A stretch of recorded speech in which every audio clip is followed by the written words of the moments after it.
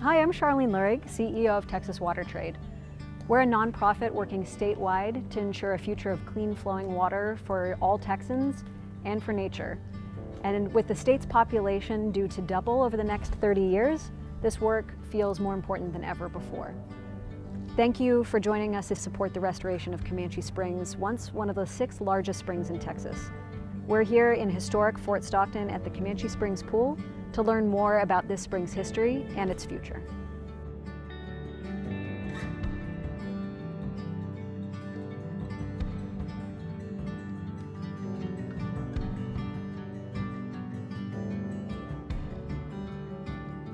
Along the way, we met 2 local water heroes, Billy Gonzales and Paul Weatherby, who are doing their part to lay the pathway for that vision to be realized. Thank you so much for being here with us today. Both of you are from Fort Stockton. Can you share some of your memories of Comanche Springs with us? Comanche Springs, my memories are the only time we would see them flow is whenever it would rain or heavy floods. Out here is the only time we would see. Well, I was around when the springs would flow, make a real big circle through Fort Stockton, miles and miles around and come back. There were people irrigating out of the springs. There was a water master. There was actually some dairies. There was actually pecan farm, pecan orchards, alfalfa hay. There were over 100 plus families that were making a living off their, back in that time period. Making their living completely relying on the springs. So Billy, you think about water all day, every day.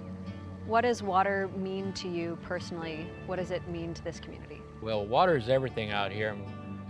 People need it for their houses and everything, and can't live without it.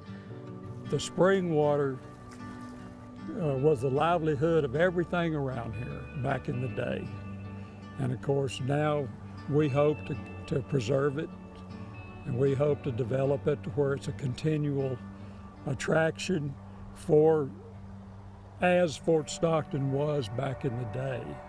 So Texas Water Trade has been doing a lot of work out here with yourselves and other members of the community to think about what it would mean to restore Comanche Springs. Can you share what it's like to do that work with another entity not from Fort Stockton, but thinking about the vision of what this place could be? I think it's a tremendous opportunity to look at what research and what information and what avenues of cooperation and funding, and put it all together over time. I know it takes time, but the older generation here in Pecos County, they do know about the springs. They understand, and they wish they would flow.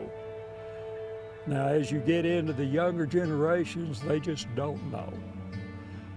But if we can ever get a plan developed that's reasonable and feasible, financially, every way, shape, and form, then we would be what I guess for better words, we would be back on the map like it used to be.